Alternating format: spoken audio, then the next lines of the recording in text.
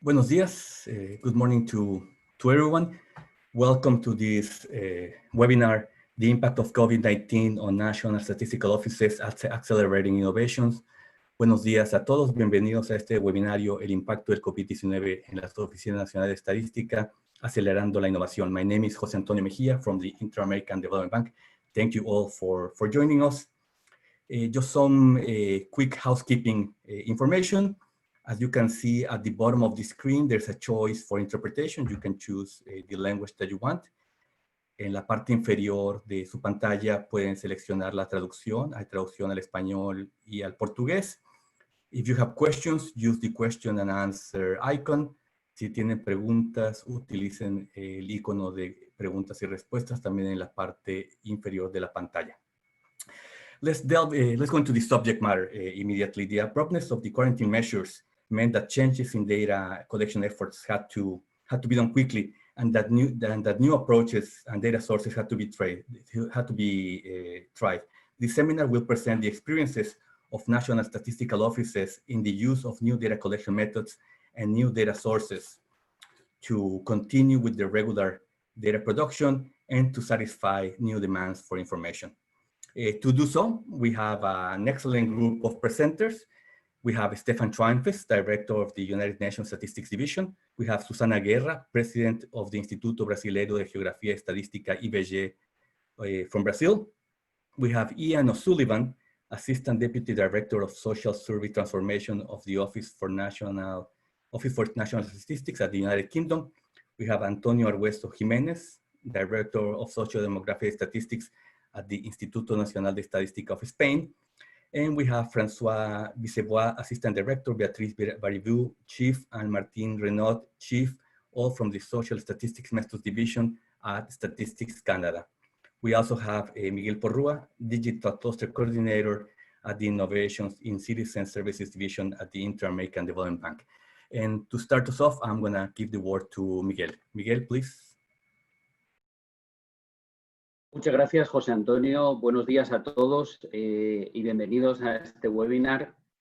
En nombre de la División de Innovación para Servir al Ciudadano y de la Gerencia de Instituciones para el Desarrollo del Banco Interamericano de Desarrollo, yo creo que, dada la riqueza del panel que describió José Antonio, mi mayor contribución abriendo esta actividad es hacerla breve y dejar que escuchen la riqueza y variedad de experiencias que tenemos hoy de Brasil, de Reino Unido, de Canadá y de España. Así que lo que quería reiterar en nombre de la división es el compromiso que tiene el banco para apoyar a las oficinas nacionales de estadísticas en la región por la función clave que desempeñan siempre y más que nunca hoy, que estamos hambrientos de datos para manejar COVID. Así que, sin más dilación, quiero agradecer muy sinceramente el tiempo de los valiosos panelistas que nos acompañan. Agradecer también muy sinceramente a Stefan Schweinfest, director de Estadísticas de Naciones Unidas, que nos dedique un poquito de tiempo de su apretada agenda. Sin más, yo diría, Stefan, dejo a la audiencia contigo, por favor, para que hagas la apertura más técnica y reitero la gratitud del banco y el compromiso con este tema. Muchas gracias.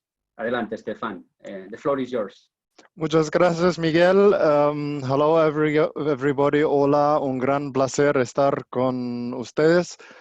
I'm really thankful to Jose Antonio and Miguel to invite me just to share a few thoughts at the beginning of the seminar, pointing out also the excellent cooperation that we've always had between the Inter-American Development Bank and the United Nations Statistics Division, which I have the honor to lead. Just, I remember fondly still 2 years ago when we launched a very important book, Political Economy of Statistical Capacity, in July 2018.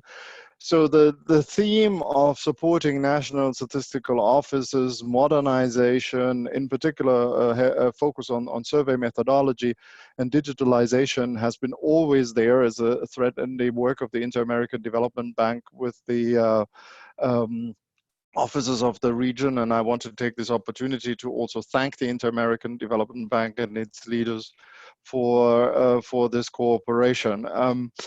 where are we now? We are in that COVID crisis situation, and for us as a statistical community, it was a very special situation because we were the last in the Statistical Commission. Some of you were there in New York in the first week of March. And I can tell you, we were the last intergovernmental meeting of the United Nations. They literally closed the doors on the United Nations on the Friday afternoon when we finished our Statistical Commission. And ever since, I've been operating here out of my little office, second guest bedroom, and I never expected this to happen in my life. But I remember for us, it was perhaps also special because the Commission is always a moment to reaffirm our professional community on solidarity. And the statistical global family is really very special. And I think it has also shown again in this crisis. I mean, we work on the Statistical Commission to establish norms and a common statistical language so that we can talk to each other internationally, globally. And we set the norms in such a way that we can measure development over time consistently and that we can compare across space. So this is a very critical function that the United Nations supports for the global statistical community. And I think it showed when the crisis started, we immediately said, what can we do? And we created in our office a website that doesn't have all the answers, but a website, and I was very much insisting on that from the very beginning, that has space for questions and answers, because the UN does not have all the answers. The UN is all of us.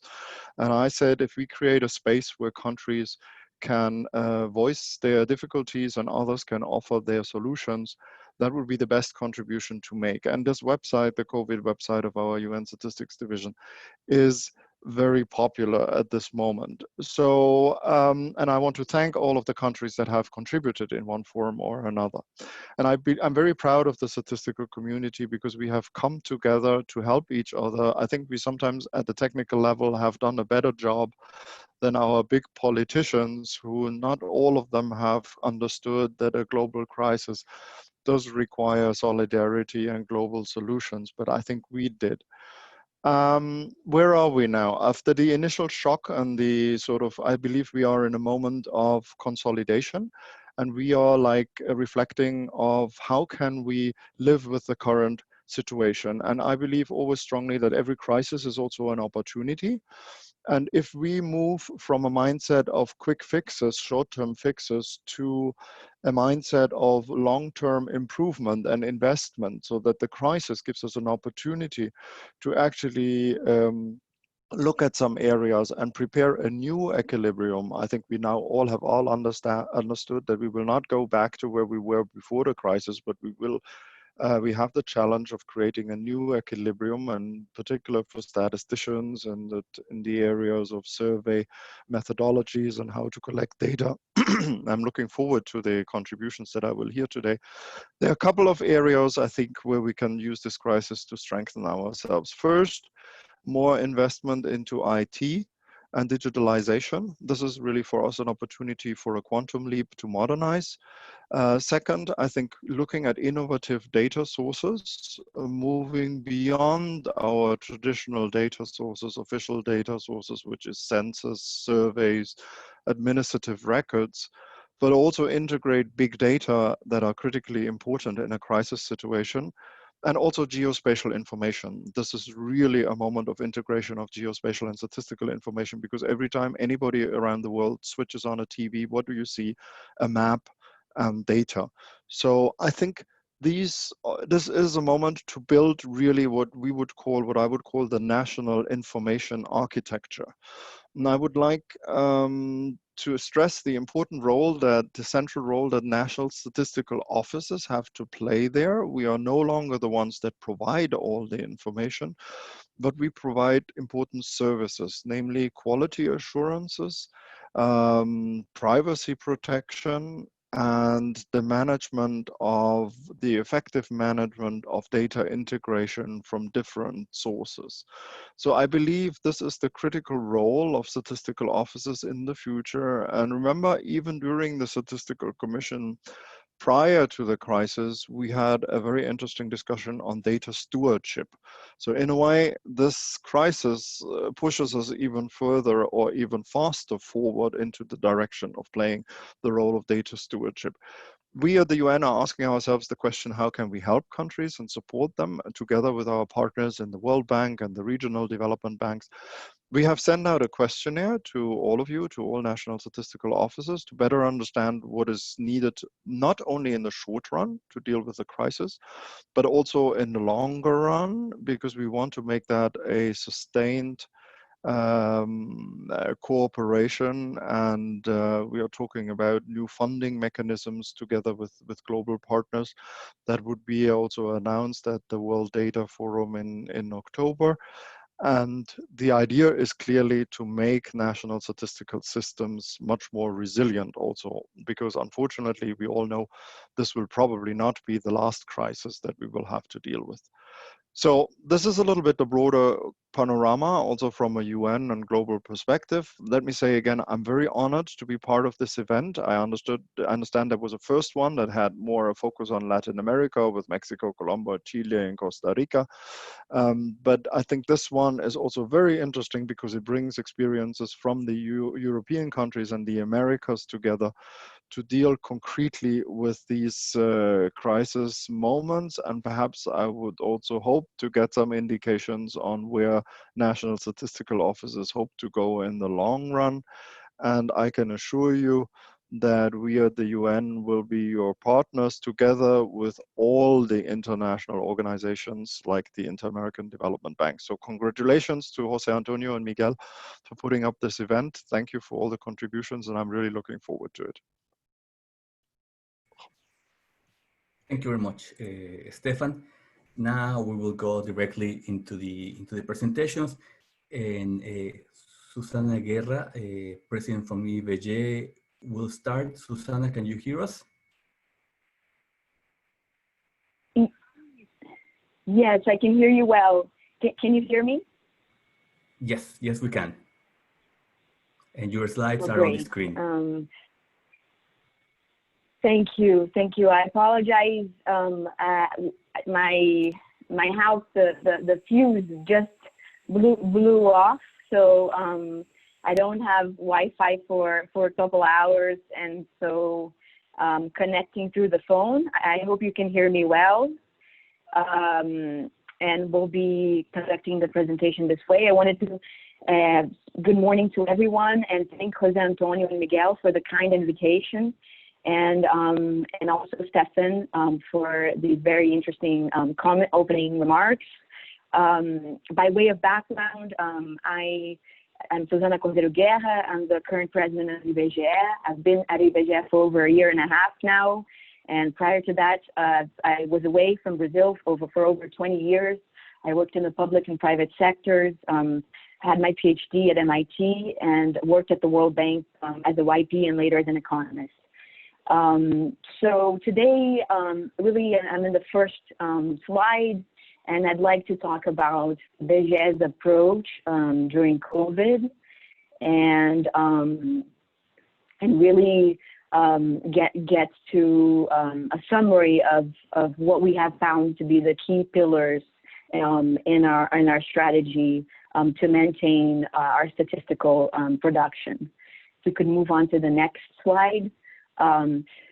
So I think it's important to start out by defining really the challenge that we were faced at IBGE and in Brazil. I think it's important to highlight how acute the challenge was in the sense of our baseline and our baseline of modernization within our NSO and the context in which we were in terms of the chain of modernization in our NSO.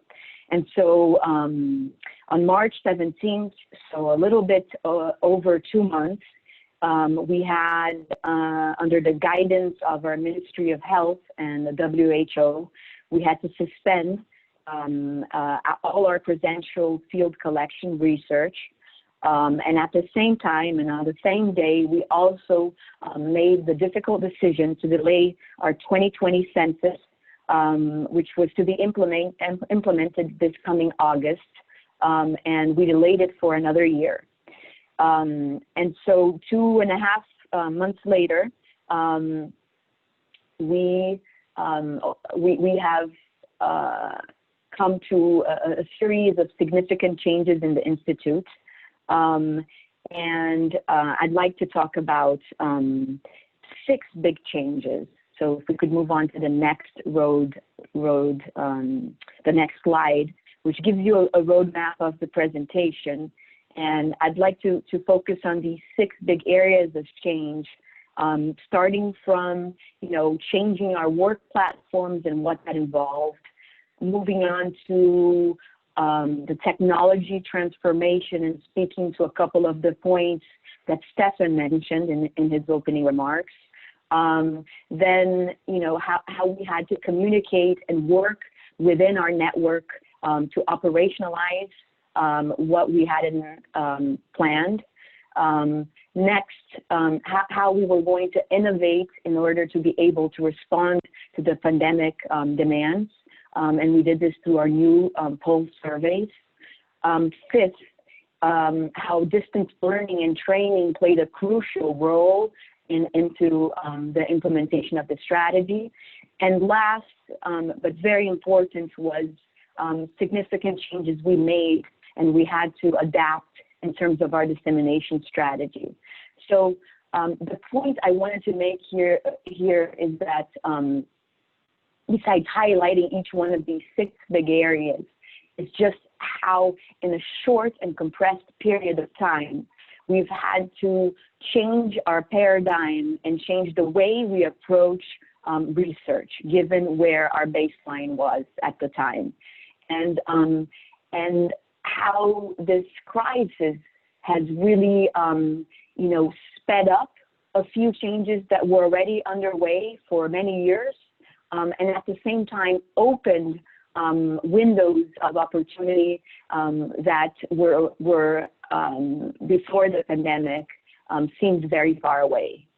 So if we could move on to the next slide. So the first big area of change was working remotely. And really this involved moving overnight 10,000 IBGE employees to working on a systematic basis on a remote work platform. We had a remote platform at IBGE, but it had never been systematic. And I'd say that the culture within the institution was even, let's say, resistant to working remotely. And prior leadership, and including the current board, frowned upon a couple of suggestions that were made earlier last year about trying to pilot a few remote work platforms. So this is just to give you a sense of how dramatic it was to, in 2 weeks, move an entire organization that was spread out across a continent, across 27 states, over 600, close to 600 agencies across these 27 states, to suddenly change their way of work, not going to work every day. And I know that's something that's perhaps more common in other work settings where you always have the options of working remotely, but our baseline was that in most of our states, most people had never had that experience before. So I think that was the first big change that we were confronted with in those ongoing weeks after the March 17th decisions were made. And concomitant to the challenge of working remotely was also the challenge of automatizing all of our workflow processes. So our baseline was one in which most of our processes were physical. They were physical signatures. We had no automation of signatures. We had no way to automatically or digitally sign any process within the organization. And so this was the ongoing challenge that happened at the same time, where we had to automatize and digitalize and have this conduct this in a way that it could be done in-house in a speedy and very agile manner, so that we could keep working. The factory, and really the data production factory, IBGE, just to give you a sense, we produce all the official numbers that come out in Brazil. We have nearly 200 releases per year. So that gives you more or less 2 or 3 releases per week. And so it really is a Fordist mechanism, where there's a factory that's ongoing, and that factory couldn't stop. So this first step of being able to guarantee the safety of all 10,000 workers and have a way in which these workers could work from home, as well as automatizing all of our physical processes, was a tremendous effort. And it was the pillar through which we could build everything else and all the other areas that I'm going to describe. So if we could move on to the next slide. The second big area where we had transformation was technology. And as Stefan pointed out, it's really opened, it sped up ongoing efforts that were already happening in the organization, but it also opened up new windows that we couldn't foresee about 4 months ago, for example. And so we really, and the essence of this was, the suspension of our presential research really affected all of our, affected some of our economic research projects, but mostly our social research projects that are related to the labor market and labor market outcomes, such as the PNAD Contínua, which is our main field household collection. And the importance of the PNAD Contínua, which is the annual household research that's done and has results for every month of the year, is it's a mobile trimester. So every month you have consistent results and indicators and labor market indicators. And this research is the main research that IBGE conducts. It's all done presentially, and it's responsible directly and indirectly for the main economic thermometers in Brazil. So it puts out the unemployment indicator, and it also has inputs that are very significant in the medium run for inflation and GDP calculations. So the PNAD Contínua, this household research that was all done presentially, and that spans over 200,000 households across the country. It is at the heart of IBGE, and really we had to overnight also migrate this research and think about ways in which this research could be done remotely. And the answer was to conduct the research over the phone. And so for that, we relied on the heart of the strategy was to, and I'd like to move on to the next slide, please, was to speed up our sample and data sharing efforts. And this really was based, we had it on our addresses database, and we call it CNESE, but basically it's a compilation of all the addresses of 70 million households in the country. This is for our census, and we, over the past year, we have been working with the IDB, and with the IDB support, we have been able to both update and refine this database through a series of technologies and and big data algorithms, were able over the past year to update and improve this address database using a series of other databases that were already under the possession of IBGE. So really, we were at the point where we had a very comprehensive address database, except that the challenge to now have telephones linked to these address database so that we could continue the household field research at the PNAD Contínua. And at the heart of this challenge was really all the intelligence and the tools that IBGE was able to develop over the past year with the support of the IDB, and we were able to apply this technology and this technical assistance that we were able to develop in-house to be able to pair and match our address database to other databases that had phones.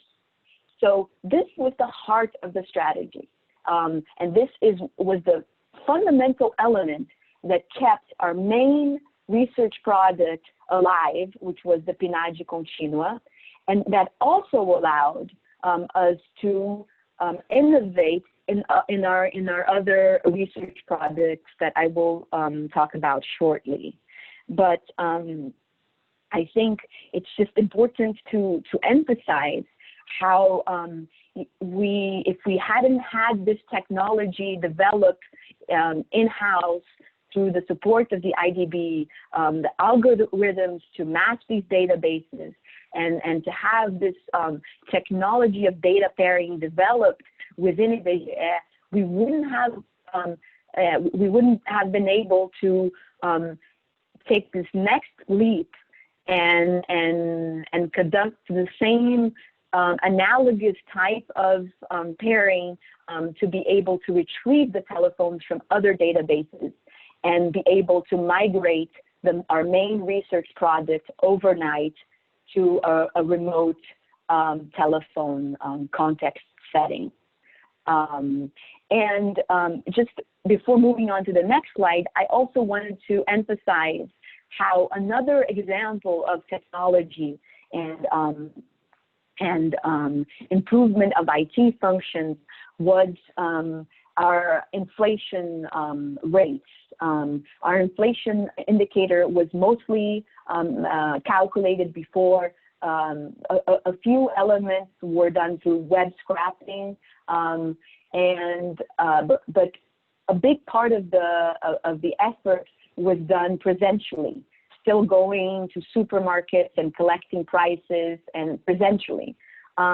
So on the economic side of our research, being able to transform this inflation targets overnight to be collected digitally, and eventually we want to speed up so that it can all be done automatically through web scrapping, was also a big challenge.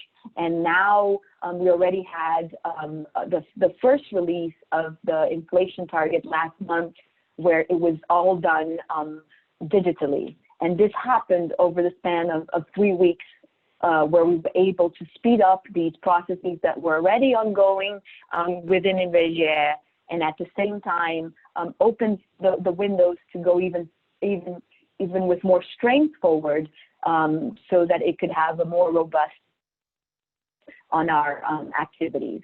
And so I wanted to move on to the next slide, which is the third big area of transformation, which is our survey network approach.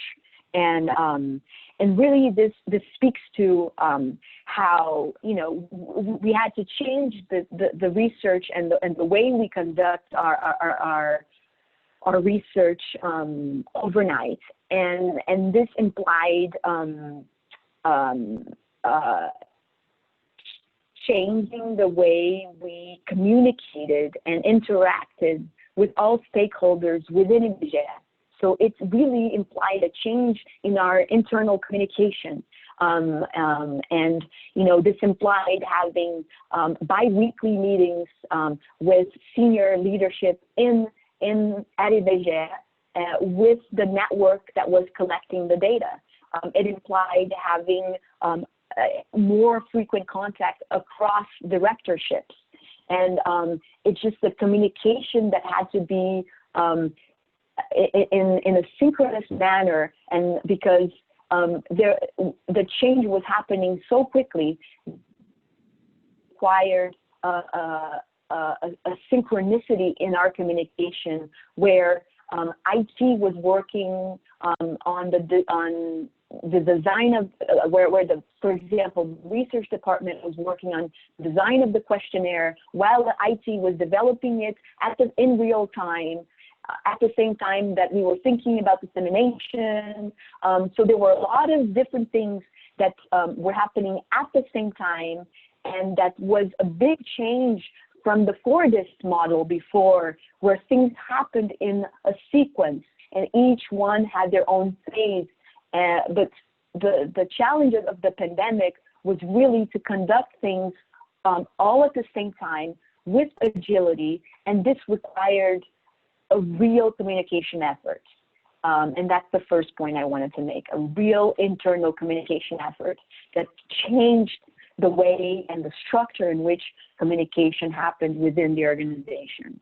The second big point I wanted to make on our survey network approach, which I'm calling the third big area, was IBGE engaged in a publicity campaign through social media so that we could improve response rates in these phone surveys.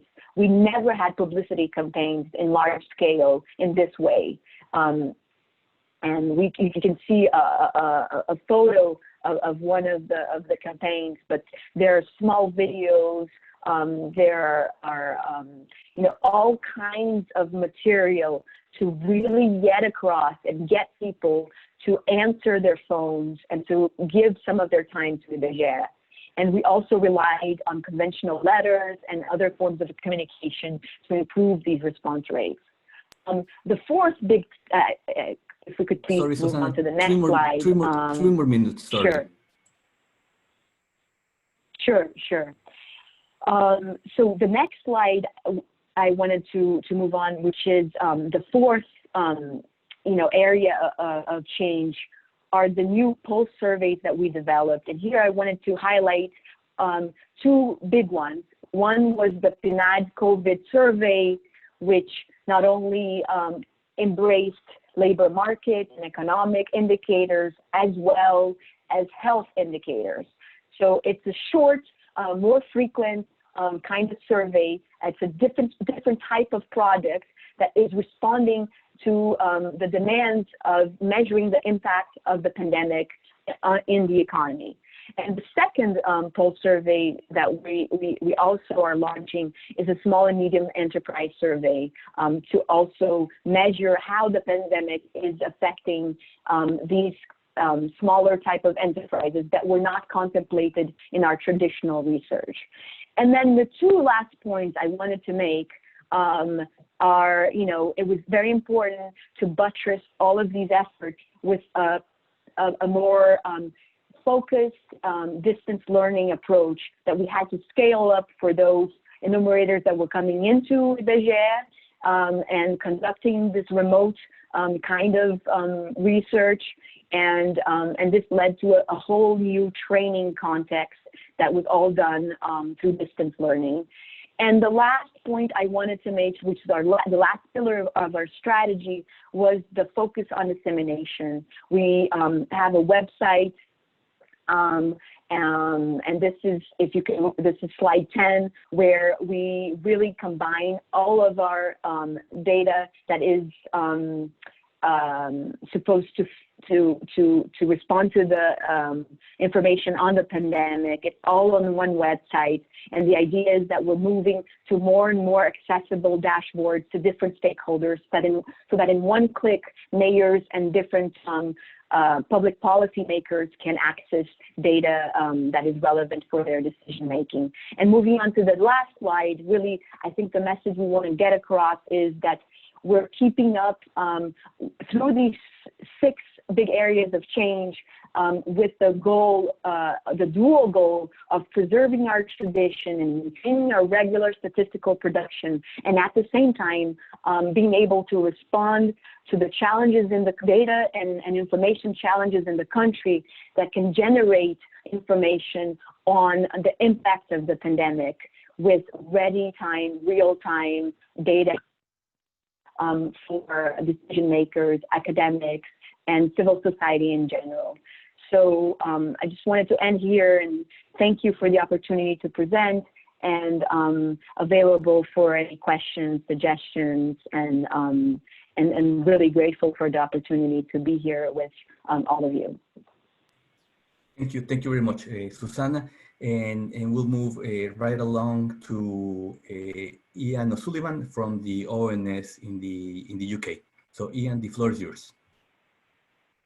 Good afternoon, everybody. I'm just going to check the volume. You can all hear me okay, I presume? Yes. Okay, great. Thank you very much for the invitation to speak to you this afternoon. I've got about 15 slides, and I will go through them quite quickly because I know we've got quite a few other speakers. My name's Ian O'Sullivan. I'm an Irishman who works in the UK's Office for National Statistics, and I've worked in ONS for about 17 years now. Over the last 4 or 5 years, I've been focusing on transforming the social survey, the household survey portfolio. So all our household surveys are traditionally delivered via face-to-face interviewers. We've got our own standing field force, and we do some telephone data capture as well. But the slide that's on the screen at the moment demonstrates that the UK government has a digital by default policy now, and ONS has responded to that by working really hard, and that's what I've been doing, working really hard over the last number of years to actually make all interactions with the general public, with government, between government and the general public, online first, so digital by default. So whether it is from filing a tax return, or applying for a new passport, or registering for car tax, or indeed completing a business survey or a household survey, there is a very clear steer from the government that we should work really hard to provide members of the public with the opportunity to do that survey, to do that return online first. So we haven't had that infrastructure or capability, and that's one of the key things that I've been working on over the last few years. And it's actually served us very well.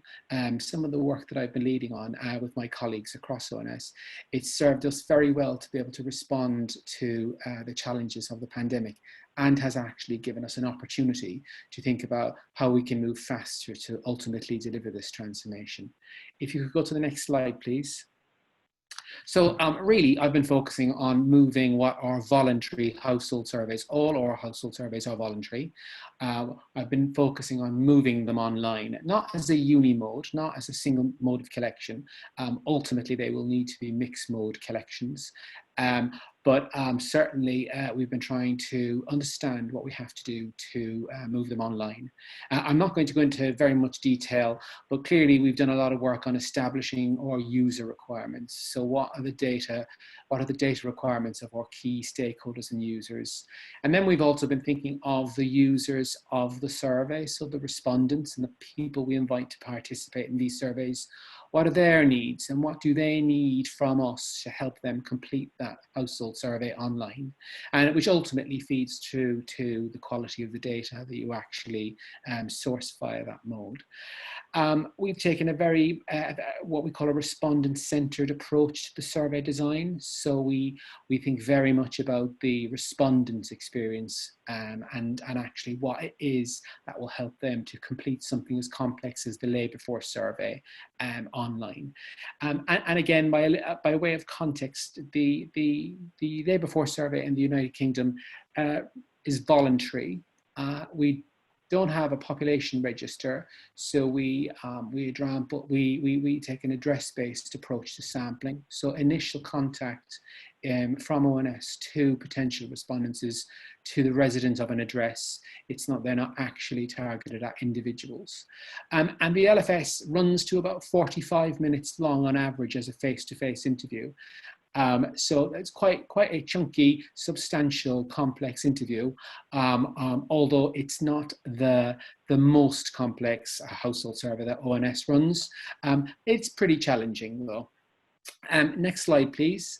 So as part of our reflection on moving these surveys online, you've got a screenshot there of what it would look like if we took a question from the CAPI mode of collection, and if we translated this into an online question design. That doesn't look particularly user-friendly, and it's certainly not going to encourage and indeed help somebody to actually want to stick with completing this voluntary survey online.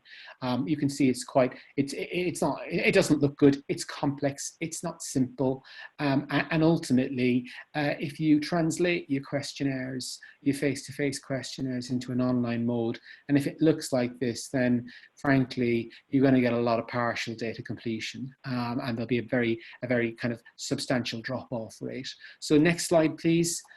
We've been taking a more transformative approach. So we've gone right back to understanding what our stakeholders and customers want, and we've rebuilt the approach to collecting that data via an online mode.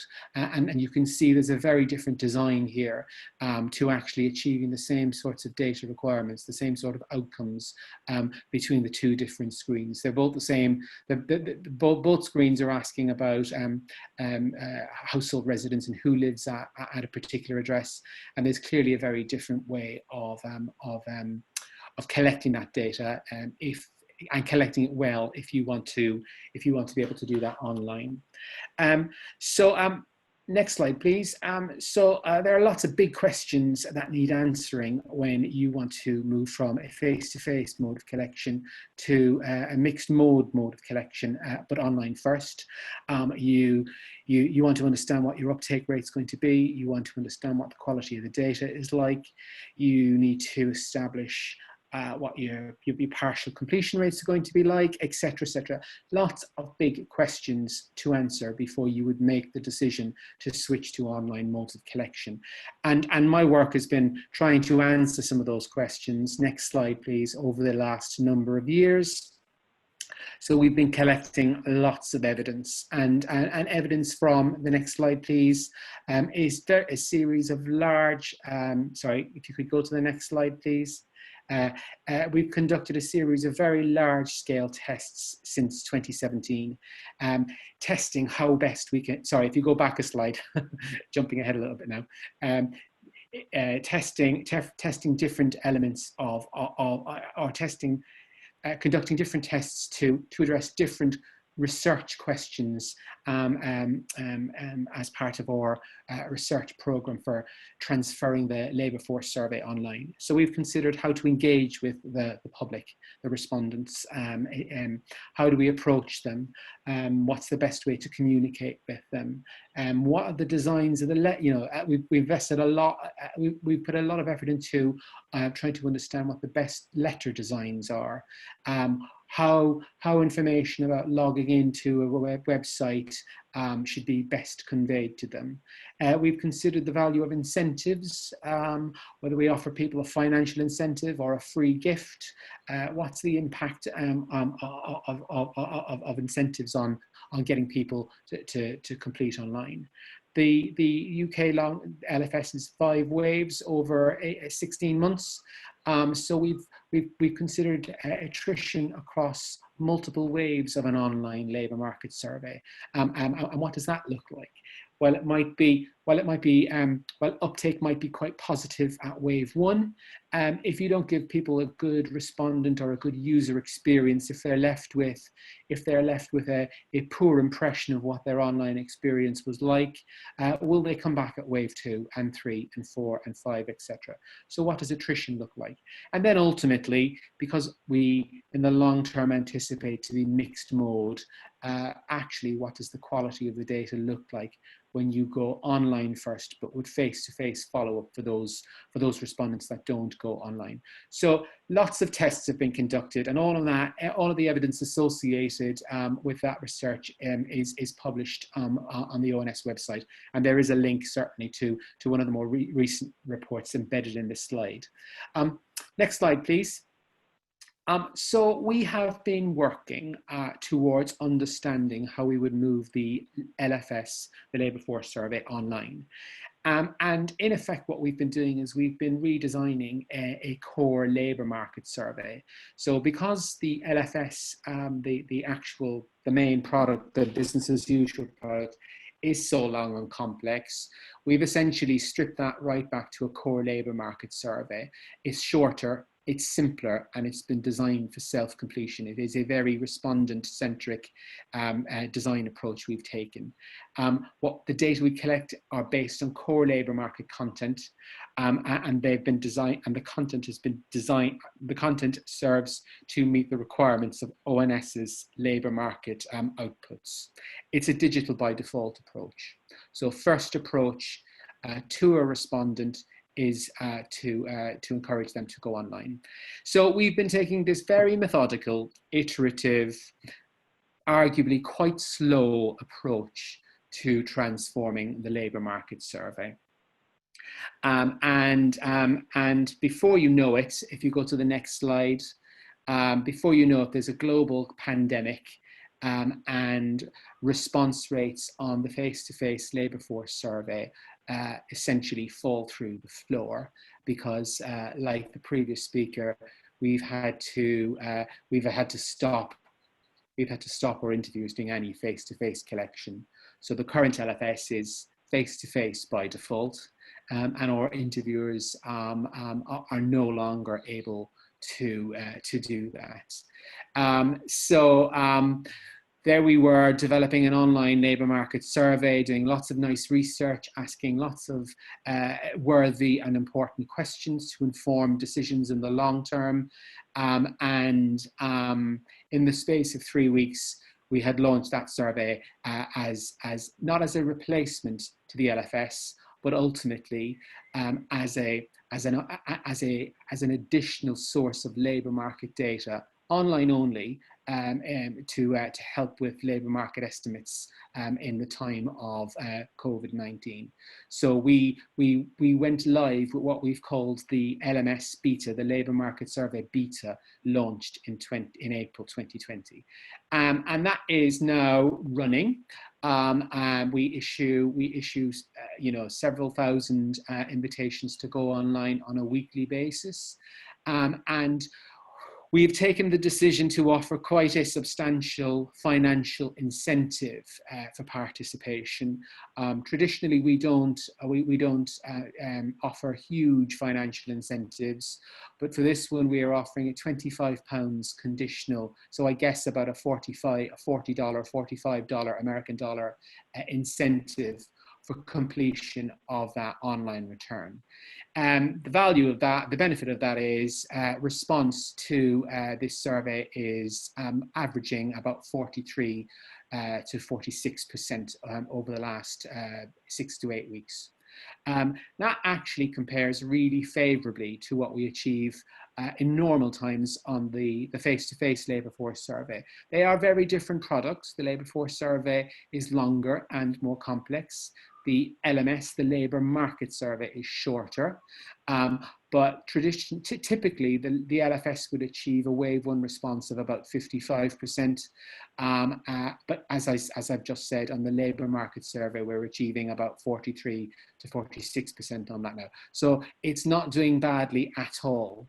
Now that data is just beginning to be analysed and being considered alongside the residual labour force survey data that we are still collecting via the telephone. As well, we have moved some of the labour force survey collection to the telephone also, but the response via the telephone has been quite low to the wave 1 survey. It's been about 25%. So there's been the COVID pandemic has given us a really big kick in effect to launch our labour market online survey much quicker than perhaps we would have planned for. If you go to the next slide, please. The sample covers the United Kingdom. It will be longitudinal. We're still collecting wave 1 data at this stage. It's online only. It collects core labour market variables, and my slide refers to test 3 and test 4, which I've indicated on previous slides that you can find information on via the ONS website. And we've included some additional variables, some additional questions on the LMS as well, also particularly around 0-hour contracts, broadband availability, furloughing, and specific COVID-19 questions relating to the labour market status. So the pandemic has given us an opportunity to expedite moving to the online survey. If you go to the next slide, please. So ONS has also run for many years an omnibus survey called the Opinions and Lifestyle Survey. And that's a mixed mode survey. It's online first. It's one of the first surveys that we managed to get, we managed to introduce an online mode to. It's online first with telephone follow-up. And it's an opinion survey, essentially. The content changes on a monthly basis. Government departments, charities, universities can buy certainly Jose Antonio, I see your message, can buy space on the survey. And it runs monthly. Once a month, there's a new survey launched, cross-sectional, small sample size, and it serves its purpose, but actually we've taken the opportunity to transform that even further as a consequence of the COVID pandemic. And now we're running this survey weekly, with a fresh sample of 2,000 individuals every week being asked questions in relation to the COVID experience. It's online, and it's online only, but we do have telephone numbers to what we call nudge respondents to go online and participate. We're sampling for this survey from the LFS Wave 5. So respondents who get to the end of the LFS Wave 5 are asked if they'd be willing to participate in other ONS research. And we use that as a frame for this particular survey. So we're able to write to individuals that we have a lot of data on already and ask them to participate in the OPN COVID survey. Our response rate has been very high, as you can probably imagine, because it is a wave 6 of the LFS. It's about 70%. And we've been producing flash and final estimates. So what I mean is this survey goes live on a Friday, and on Monday morning, we draw down the data that's been completed online over the weekend. And by midday on Monday, that initial data set has been processed, validated, weighted, and has been supplied on to, in effect, to number 10 Downing Street, to some of the key decision makers in number 10 Downing Street and some of the other senior department leads. And then the field period runs for another week, and then we do final estimates after that period. So if you go to the next slide, please. Next slide. Yeah, thank you. And if you skip, and the content of that survey changes weekly. It includes concerns about COVID, information about the virus, working patterns, financial impact. The topics change on a weekly basis, and we take requests from right across the UK government departments to collect particular modules of questions that they're particularly interested in. So if you go to my final slide, please, final slides. So then more recently, we've launched the COVID infection survey. So the COVID infection survey is an incidence and it aims to establish the incidence of infection and the prevalence of immunity in the UK population. It's a repeated cross-sectional household survey with longitudinal follow-up. And there are two phases. We're in the pilot phase at the moment, where we're conducting household swab testing in 16,000 households and swab and blood testing in 4,000 households across England at the moment. That will be expanded to the whole of the UK in July, and the monthly issued sample will be 20,000 households per month. There's a household interview as well, which is very short and brief and focuses very much on exposure and risk of exposure to the virus. Excuse me, and the survey will run for approximately 2.5 years. So we're in the pilot stage at the moment. That's the data from that is being used to help inform the UK's our estimate number, and as I say, phase 2, the larger scale phase 2 is due to start in July. So I shall finish there for now and leave it at that. Thank you very much. No, thank you, Ian. And now we'll continue right along with Antonio Argueso from INE España, Spain. Please, Antonio.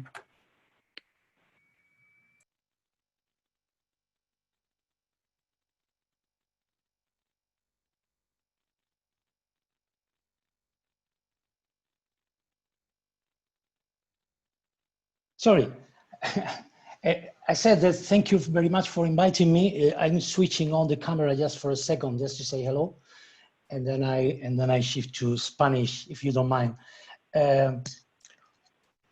Buenas tardes, buenos días a todos. Gracias por la invitación al banco. Se me oye bien, ¿verdad? Así es. Bueno, el objeto de mi presentación quizá es más específico.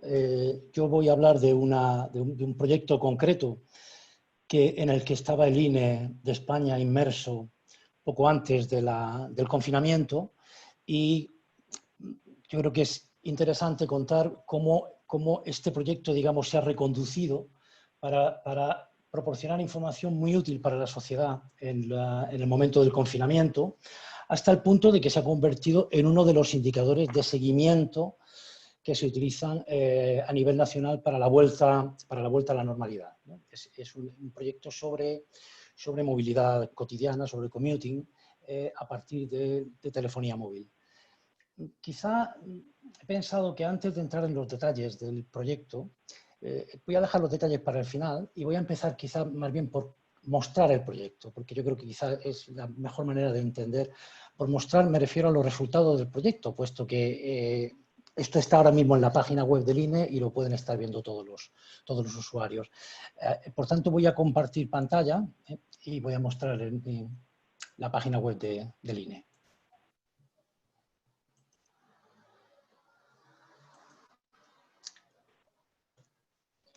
No sé si ya está visible. La vemos, sí, Antonio, gracias. Perfecto. Bueno, cuando se inició esta desgracia en la que estamos todos metidos a mediados de marzo, el INE estaba inmerso en un proyecto de medición de la movilidad cotidiana, utilizando información de los 3 operadores de telefonía móvil en España. Ya digo que luego cuento detalles sobre ese proyecto. En el momento del confinamiento, el INE, igual que el resto de institutos de estadística, de muchos institutos de estadística, puso en marcha una página web dedicada a proporcionar información del COVID. Y hay específicamente una sección que está en la parte inferior derecha de la pantalla dedicada a los datos de movilidad. Claro, nuestra aproximación a movilidad, cuando uno habla de movilidad a partir de telefonía móvil, puede hablar de muchas cosas distintas. Nosotros en concreto, nuestro interés era el commuting, la movilidad cotidiana, es decir, para cada persona determinamos, para cada teléfono móvil, determinamos 2 puntos en el día, solamente 2 puntos. El área donde la persona vive, el área donde la persona está por la noche, donde duerme, y el área donde la persona pasa la mayor parte del día, que es donde estudia o trabaja. Si clicamos aquí, vamos a estas pantallas que para ganar tiempo ya las tengo aquí. Este mapa es la situación de España antes del confinamiento. El día en concreto, es una media de los días 18 a 21 de noviembre. Es una semana normal. Pueden ver aquí zonas en azul y zonas morado y zonas más naranja, más rojo, que lo que nos indica en cada zona es el porcentaje de personas que se mantienen en su área de residencia. Lo primero que hicimos fue que dividimos España en 3.200 zonas. Me voy a ir a Madrid, porque quizá es más ilustrativo ver lo que ocurre en un área como Madrid, ¿no? Esto va un poco despacio por estar ahora con la videoconferencia, pues normalmente va mucho más rápido.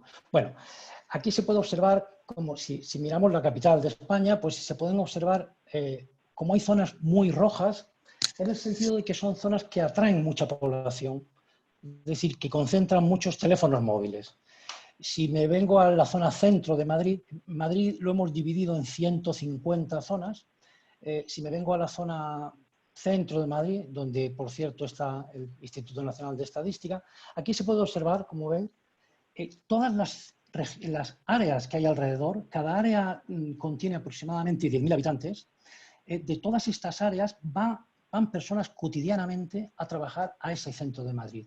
Aquí hay unos datos que están en español, pero bueno, lo que dice estos datos es la población de esta área de Madrid contiene... las personas que duermen en esa área son 17.000 personas, pero esta área recibe 25.000 personas aproximadamente de media en un día laborable, que vienen de estas otras zonas, ¿no? Si hago un poco de... ¿no? Aquí se puede observar como, bueno, esto es una zona que concentra mucha población, ¿no? En cambio hay otras zonas, zonas de la periferia, donde apenas reciben movimientos solamente de zonas limítrofes. Estos mismos mapas también los ofrecemos no de la perspectiva de las zonas que atraen población, es decir, de las zonas, digamos, que importan población, sino desde la perspectiva de salida, es decir, de las zonas que exportan población. Me podría ir si me vengo al mapa de la situación previa al confinamiento, que es el mapa de noviembre, podría mostrarles la información, digamos, desde la perspectiva de la salida, pero quizá es mejor no perder tiempo. Bueno, es un mapa similar a este, pero con la perspectiva de la salida. En este otro mapa que les voy a mostrar, les muestro la situación de España en pleno confinamiento. Saben que España además ha estado bastante impactado, digamos, por el virus, y el confinamiento ha sido muy severo. De manera que, bueno, todos llevamos más de 2 meses metidos en casa. En los últimos días hemos empezado a salir, ¿no? Entonces, bueno, lo que se observa aquí es que apenas hay movimiento, y si nos vamos en Madrid, a esa misma zona, nosotros estamos recibiendo ahora mismo información de los operadores de telefonía móvil todos los días, los 3 operadores principales nos proporcionan información, es decir, son aproximadamente 40 millones de teléfonos móviles con los que construimos esta información, y lo que nos dice la telefonía móvil es que la población prácticamente no sale de las áreas donde viven. Es decir, prácticamente, como ven, todo Madrid se encuentra en un color azul o morado, que significa muy baja movilidad. Si me voy, creo recordar que antes pulsé esta misma celda, esta área, que el sistema va más lento en estas circunstancias, pero...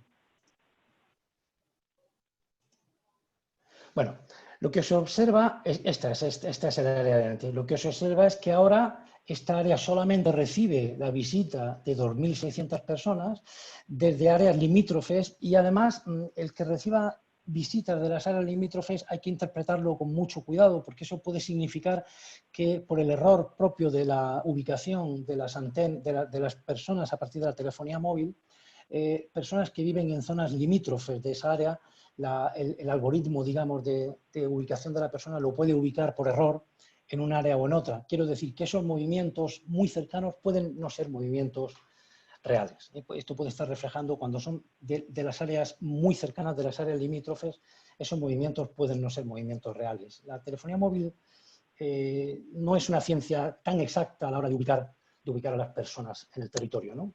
No es como el GPS. Bueno, este es el producto que tenemos ahora mismo. Podemos ofrecer esta información a niveles muy pequeños en el territorio, muy pequeños. Como ven, estas son áreas muy pequeñas dentro de Madrid.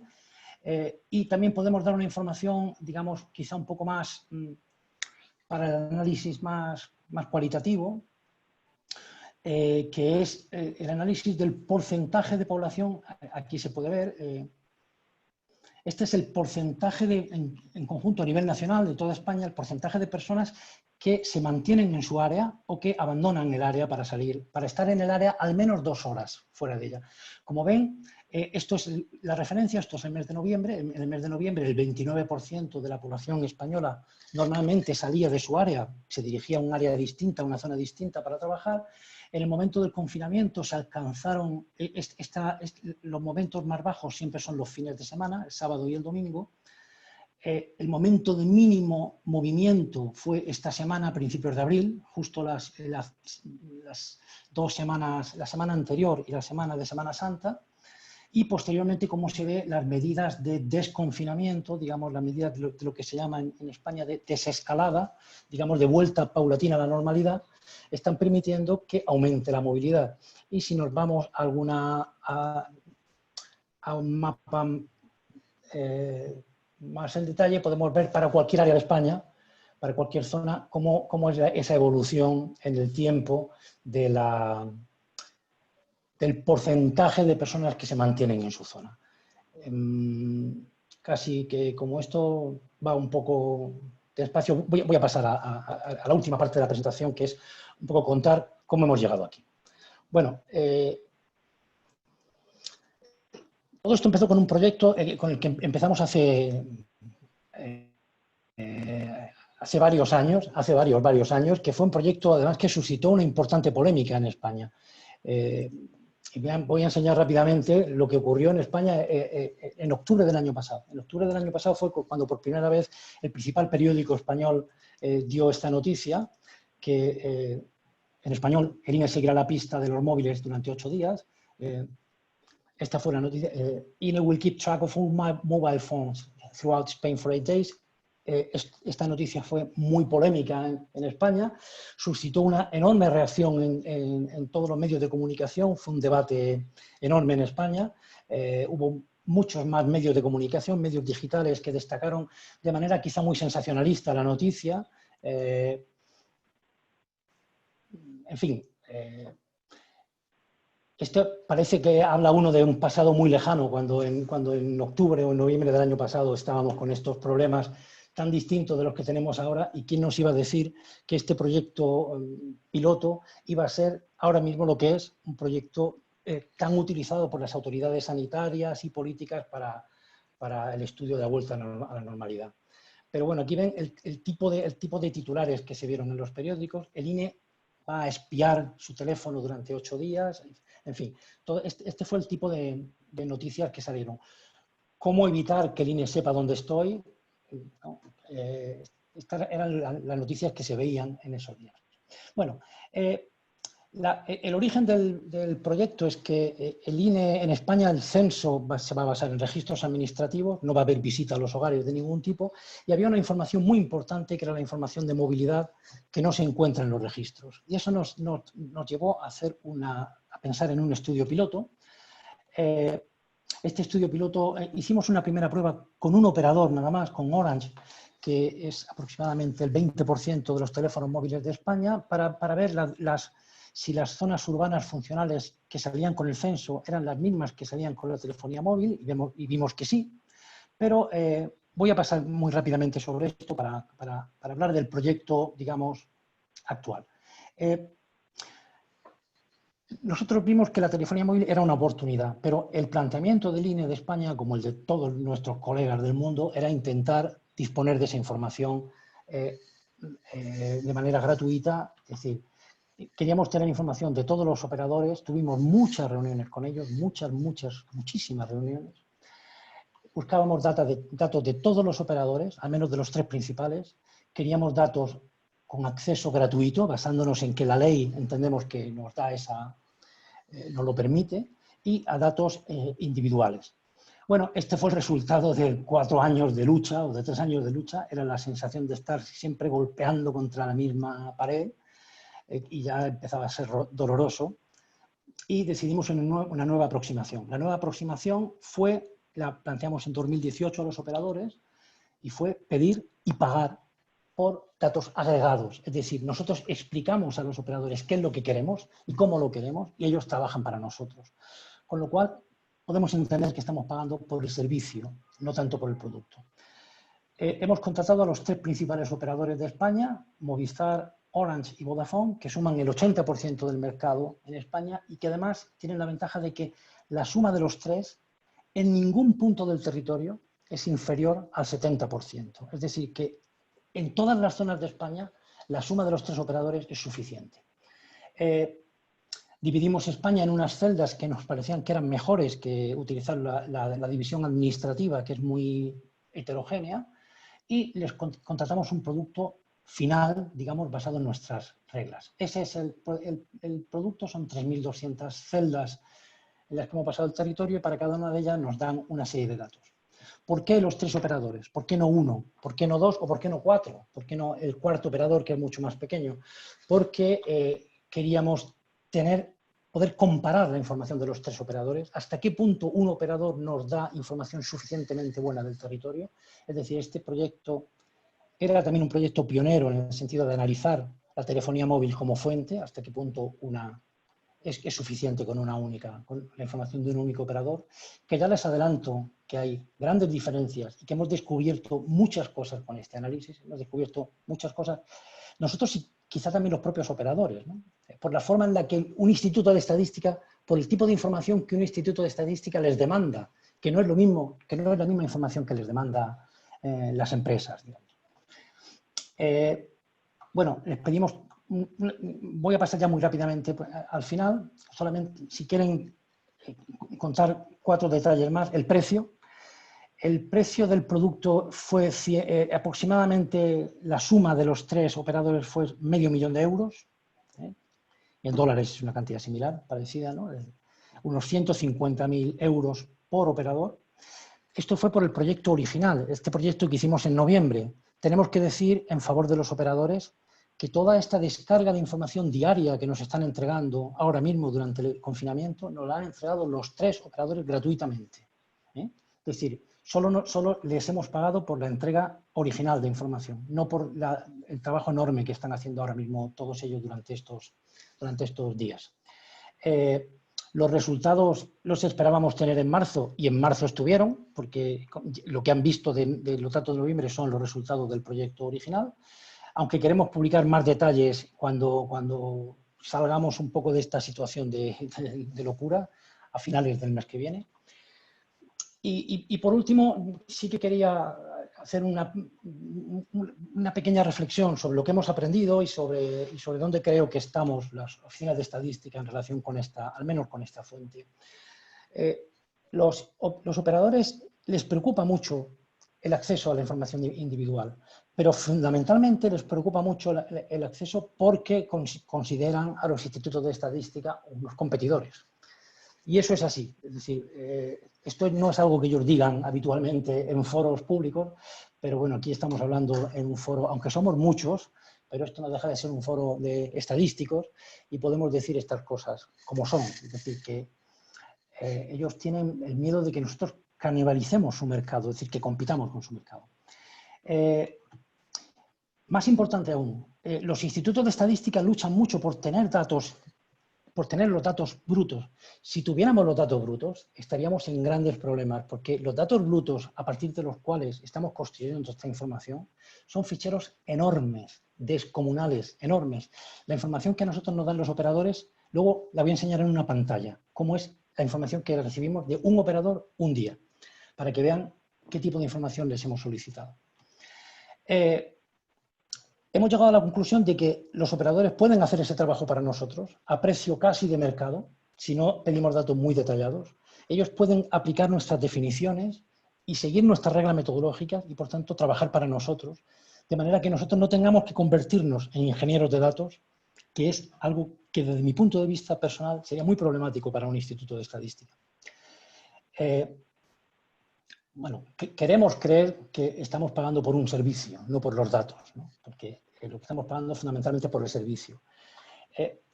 Lo que voy a decir ya en mi última pantalla, muy rápidamente, si tengo 3 minutos más, pregunto al moderador. Un minuto, Antonio.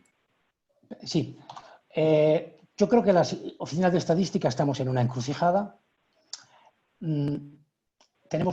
Estas son las cosas que vienen a nuestra mente: pagar por los datos, por qué pagar con los datos, por qué las estadísticas oficiales, basarlas en datos privados, representatividad.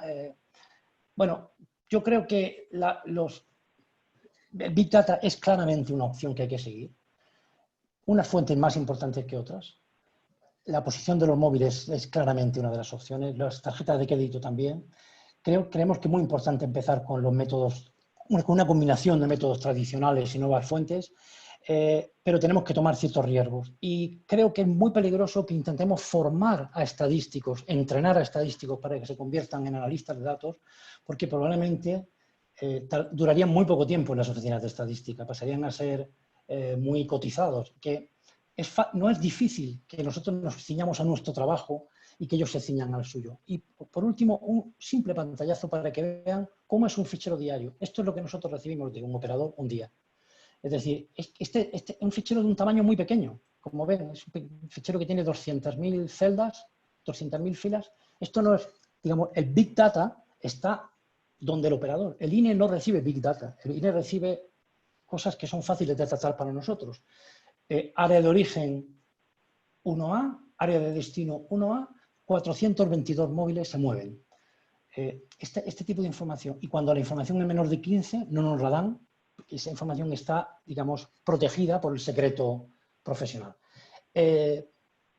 Quizá he contado demasiadas cosas, pido disculpas porque, bueno, el tiempo que tenía era escaso, pero quería un poco contar los detalles de la operación. Muchas gracias. Dejo de compartir la pantalla, ¿verdad? Sí, por favor. Gracias, Antonio. Muchísimas gracias. And I will continue with the presentation from the team from Statistics Canada. So the floor is yours.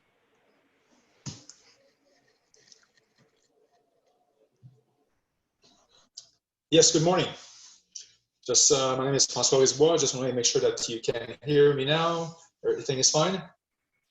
Yes, we can hear you, and your presentation, as you can see, is on this, will be on the screen. Perfect. All right, so my name is François Brisbois. I'm Director of the Social Statistics Methods Division at StatCan, and I'll be presenting with my colleagues Beatrice Berrybo and Martin Renaud, both statisticians managers in our division. I'd like to first thank the organizers for inviting us for this experience, to share our experience in this seminar. So next slide. Quick outline here. I want to cover first of all how things rolled out at StatCan, how things happened, and how everything was adjusted and changed after at the beginning of the pandemic. So I'll talk about survey operations, what happened, and I'll mention a few words about our labor force survey experience. Then we'll move to the next 2 points. We had 2 initiatives that were put in place. They were kind of developed in before the COVID, but the COVID timing, gave an opportunity to put these new 2 initiatives in place in order to obtain timely and relevant data. So Beatrice will be talking about the Quality Web Panel, and Martin will be talking about the online crowdsourcing. And at the end, we'll talk about a few lessons learned through this experience. So next slide. All right, so things rolled out the following way. So I would say if I had to put a first date, beginning date, this March 16 is when things started.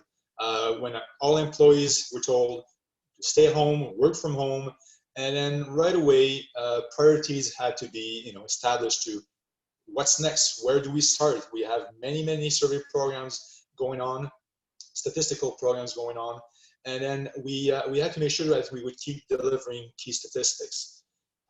Therefore, this was done like in phases. In phase 1, obviously was to deliver all, or what we call mission critical programs. So we have about 20 of them, the labor force survey being one of them. And from that point, then we had to look at the infrastructure. Are we able to deliver and collect data and then produce and so on in terms of the infrastructure? And one example I have to mention here is that we use call centers for CAT interviewing, and therefore the call centers were all closed at that point, from that point. And we therefore had to have our interviewers, hundreds of interviewers working from home, and ship them laptops all of a sudden, and just quick turnaround to make sure that we could collect data in the coming week, since it was the collection week for the labor force survey. So that was done like within a couple of days. All the CAT interviewers got their computers. Now, same thing happened for non-interviewers. I guess all the remaining staff had to work from home, and therefore we had to manage everything from access to the network. Telework is possible for us at StatCan, but it was not, used that much, as it was mentioned in the previous presentation. So all of a sudden you had roughly 4,000 or 5,000 employees working from home, and the network had to support all that. So this was one concern, taken care, again, done by phases. First of all, employees working on mission critical surveys had access first, and then gradually we would monitor the access to the network, see if everything was fine, and then gradually implement new programs and so on. The last point I mentioned here is the communication, which is key, of course, in terms of in times of pandemic. I have to say, communication was great from day one in terms of high management. Daily emails to all employees to tell them the situation, what was going on, where were we going, what were the programs in priority, and so on. So and all employees, all 5,000 employees were, reassured and informed of what was going on. And that was, of course, not everybody had access to their business email, but managers were responsible to, redistribute or forward the information to their employees through their personal addresses. It had to be. Next slide. Thank you. In terms of survey operations, of course, we had to comply with the physical distancing recommendation from our health authorities, meaning that we had to stop all CAPI interviewing, actually stop any field operations. And I'm going to talk about the labor force survey, because that was the one that, like, on week 2 had to go on. So roughly our survey interviews 60,000 households every month. It uses a rotation design. 1/6 of the sample is rotated every month, so it means that you got roughly 10,000 households joining the survey every month. And typically most of the majority of these are interviewed doing CAPI, so personal interviews, and therefore that wasn't possible anymore. So Plan B was go to CATI, and that's what we did. I want to mention that we also have introduced, I'm going to say 4 or 5 years ago, time flies, so maybe it's more than that, electronic questionnaire. We call it EQ, but it's pretty much an internet questionnaire, where after the first month that people are interviewed, they're invited to actually answer the subsequent interviews through the EQ questionnaire. And to give you an idea, roughly the overall sample, we have a split of about 20% CAPI, 50% CATI, and roughly 30% EQ. That's like a normal month, I would say. And now we're at 0% CAPI, 70% CATI, and 30% EQ. And every month we're trying to push it a bit more and try to get more and more EQ interviews. In the end, all efforts and operations were, geared toward delivering quality results, which so far we've been doing very well. So kudos to our team of the labor force survey. So I want to, transition to the next part of the presentation, which is to talk about 2 initiatives. I'm going to call them COVID initiatives, but they were, developed a bit or thought about earlier. And 2 of them are really interesting in terms of bringing new, timely, and relevant data to help us in this analyzing the COVID. So I will now let Beatrice present the what we call the web panel. All right, hi everybody. Thank you for having us today. So I'm presenting today the probability web panel, which was actually designed as an experiment. And it was something that we had started before the COVID-19 pandemic really hit Canada. And that was part of our modernization initiatives. So let me explain what the probability web panel is. So basically we took a probability sample, which was actually LFS responding people. And what we did was we tried to recruit these people to join the panel. So we asked them if they were willing to complete multiple short surveys all online over the next year. If they said yes, we asked for their email address. And then the plan was to send these people short surveys over the next year by email address only, and all of those surveys would be online only. So as I said, we did this as part of our modernization, and we were trying it because we knew by returning to the same set of people, we'd be able to have shorter questionnaires because we wouldn't need to re-ask those static demographic characteristics each time. And as well, we knew with having email invitations only, this would be something that would be cheaper for cost collection because emails are free as opposed to telephoning, even mailing letters, and of course, CAPI interviews. But the other thing is that it's something that is very fast, since an email invitation can be sent instantaneously and you can start getting responses within minutes. But of course, the drawback is that with it being only online, you're not covering people who don't have internet or email access. And of course, not everybody's going to be willing to complete multiple short surveys over the course of a year. So we were expecting to have a lower response rate. And that's the reason that we designed this experiment. So we were starting to do this recruitment to the panel as part of our experiment in January. We designed it to be using the labor force survey as our frame because we would have all of that LFS information, and because the LFS is mandatory, so it has a very high response rate. So we knew we'd have a lot of information available to us that we could use at estimation to mitigate bias, since we were expecting our response rates to the surveys to be about 15%, which is actually very close to what we got. So we were quite lucky that we actually had finished our panel recruitment experiment on March 15th, the day before Canada sort of started to shut down.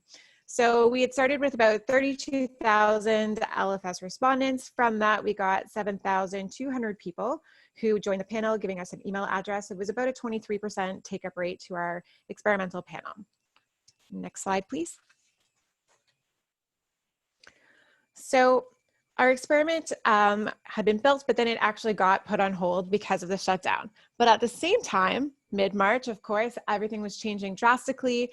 And of course, there was this huge need to understand what was happening with Canadians, the impact on them in terms of their economics, their labor, their mental, their physical health, whether they are listening to what they're being told by the health authorities. So we had this huge data need, and we wanted a quick way to be able to collect data. Because of course, usual processes, well, we're shut down, but of course also getting results 6 months from now or a year from now is not really relevant for policymakers who need to know how Canadians are doing now. So this experiment that had been designed to test the quality suddenly went live, and we used it to collect data on COVID-19 and the impact on Canadians. And the experiment was a huge success in that we did a 6-day collection from March 29th to April 3rd. We sent at most 3 emails, so 1 initial invitation and 2 reminders to our 7,200 panelists. And from that, we got 4,600 responses. So that was about a 64% response rate from our panel. But of course, if you take into account the fact that participation rate in order to join the panel, we're looking at a 14.6% cumulative response rate. But we had data 2.5 weeks after this project started, which was 3.5 weeks after Canada started to have that shutdown. And so we were able to start releasing data at that point. So it was something that was very timely. And then of course, the fact that it was timely, it meant it was relevant data. But of course, 2 of the drawbacks were we had a very small sample size because we initially had designed this as an experiment to produce national data and not at a more granular level. And we had that response rate that was 14.6%. So we knew that there was going to be bias issues, and we hadn't had the chance to actually do what the experiment was designed to do in order to test the quality. But next slide.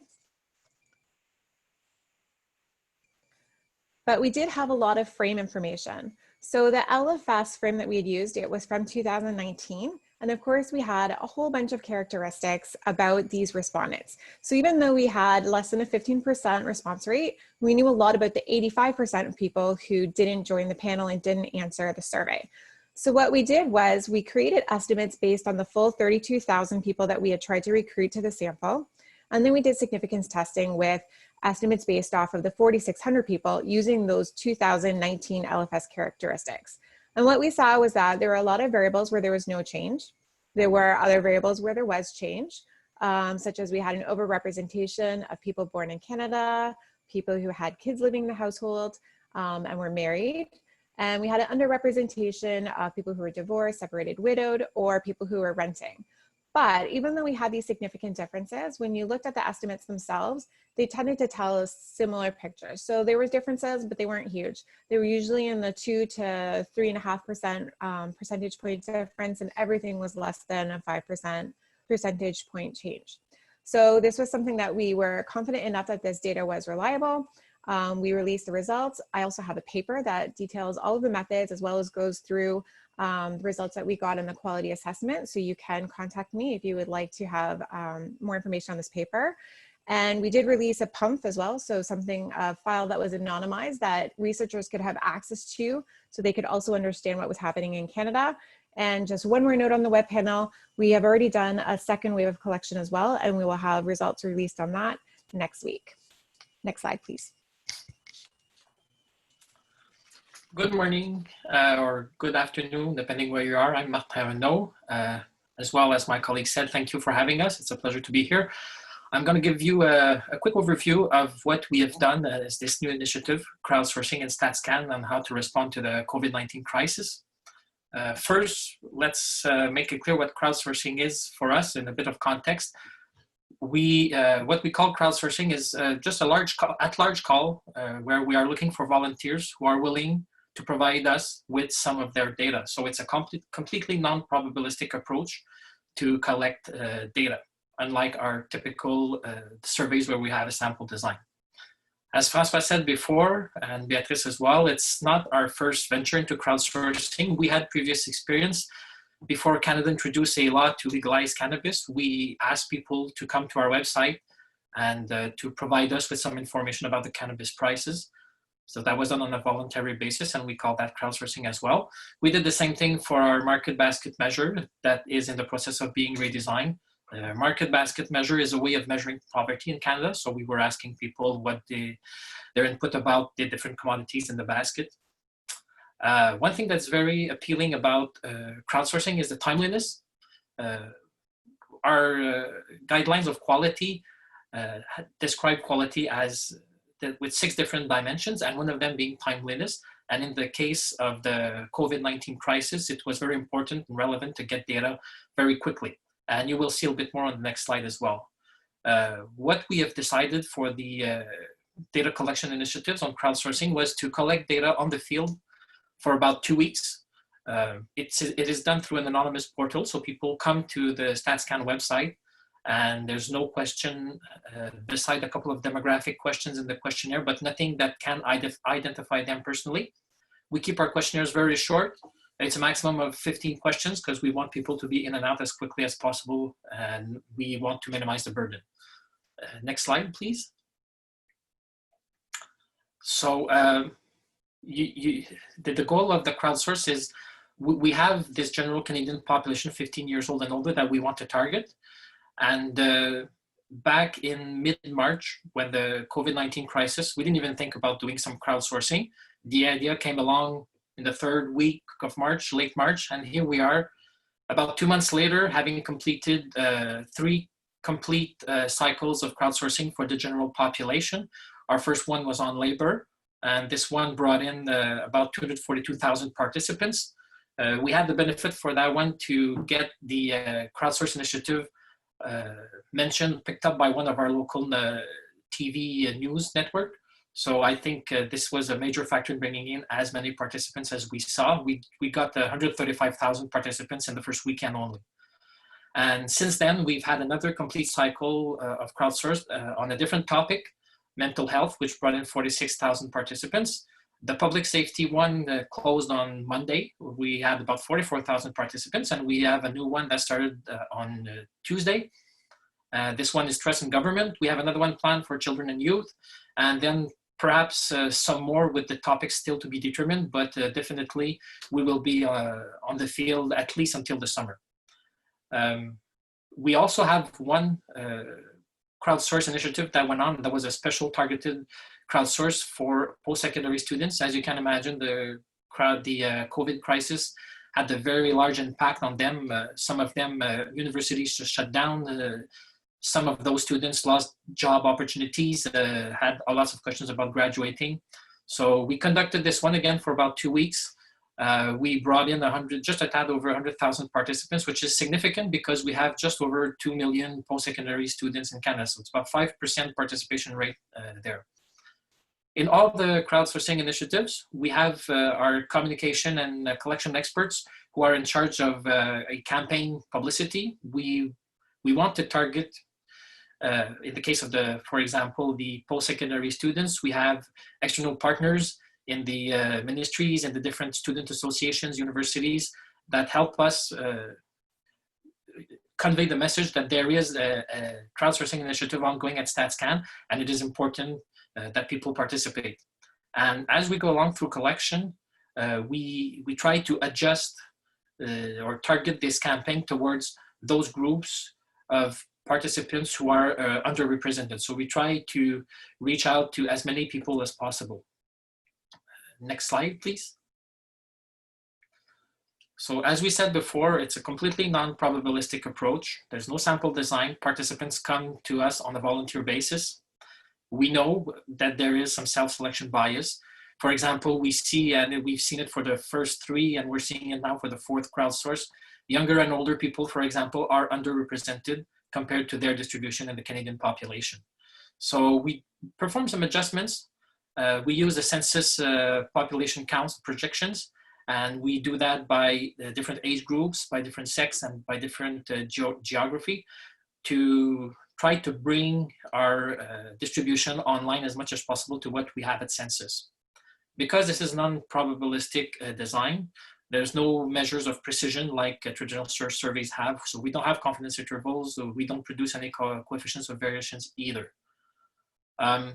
For the first, the one that drew in close to 250,000 participants, we had some content that was overlapping with what was asked from the web panel, which was on the field just before the crowdsourcing took to the field. So we were able to make some comparisons at the national level only, and we realized that those results were pretty much in line with what the web panel had the week before. And those results that were a bit different all had good explanations as to how the COVID-19 situation, how the crisis was evolving in Canada. There are limitations though, when it comes to smaller domains. So provincial or age group or gender analysis, we couldn't compare to the panel, and we have to be very careful in our interpretation. So all of this to say that even though we make our best efforts, it is still not a tool that can be used to draw inference on the Canadian population. It's not necessarily representative. Next slide, please. We made sure that when we disseminated our results, we explained to the users what the limitations are and that they should keep their expectations in check. This is a non-probabilistic survey. These people represent themselves. We try to mitigate some of the bias, but we can't control for everything. The good news is that right now at StatsCan, we have many ongoing research projects. As you've seen, in a short period of time, in 2 weeks, we get sometimes close to 50,000 participants. So the volume of participants that we do get, can we use that and try to also use some similar surveys where the goal, actually it's a twofold thing. The first goal would be, can we reduce the bias we observe in the non-probability samples, drawing on the inference that we can get from the probability samples? And on the flip side of the coin, can we reduce the variance of the probability samples, drawing from the large volume of participants we get in the crowdsourced data collection initiatives? We also had, before the COVID-19 crisis came, we had prepared a document on methodological considerations, things that we should look into before we start a crowdsourcing data collection initiative, during the collection and after. So we've got this document on methodological considerations that was very helpful, and it was almost a roadmap for us to follow as we went through all the different steps. So that concludes my part. Thank you very much. And if you have questions later on, feel free. Francois will wrap it up from here. All right, thank you, Martin. So one last slide. I'd like to, you can hear me, I guess, yes? All good? Yes, we can hear you. Perfect. All right, so one last slide about, I called it lessons learned, but it's really more looking in retrospect how the situation happened and then how things went. So about 3 years ago, StatCan undertook a modernization initiative, which was a way to say, let's try to do things, new products, new ways of doing things, and also improve the existing tools, existing products we had. So for example, use leading edge methods to improve our methodologies. So that opportunity, I guess, was that I call it an opportunity, but the pandemic was an opportunity to put these modernization in action and speed it up actually for some of the projects that we were looking.